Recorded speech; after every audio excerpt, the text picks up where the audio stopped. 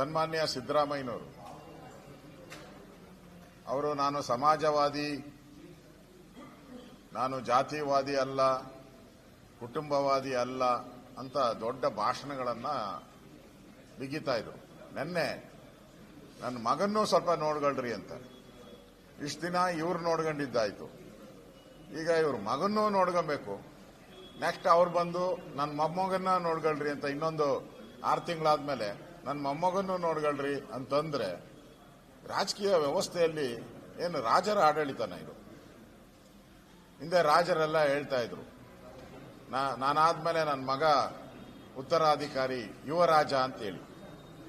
ಈಗ ರಾಜ ಯುವರಾಜರ ಪಟ್ಟಾಭಿಷೇಕ ಮಾಡ್ತಾ ಇದ್ದಾರೆ. ಅಂಬೇಡ್ಕರ್ ಅವರು ಈ ರಾಜರ ಆಡಳಿತ ತೆಗೆದುಹಾಕಿ ವೋಟಿಂಗ್ ತಂದ್ರು, ಪ್ರಜಾಪ್ರಭುತ್ವವನ್ನು. ಆ ಅಂಬೇಡ್ಕರ್ ತತ್ವಕ್ಕೆ ಇವತ್ತು ಸಿದ್ದರಾಮಯ್ಯನವರು ತಿಲಾಂಜಲಿಯನ್ನ ಇಟ್ಟಿದ್ದಾರೆ. ಇದು ಒಳ್ಳೆ ಬೆಳವಣಿಗೆ ಅಲ್ಲ. ಬ್ಯಾಲೆಟ್ ಇಂದ ಗೆದ್ದು ಬರಬೇಕು.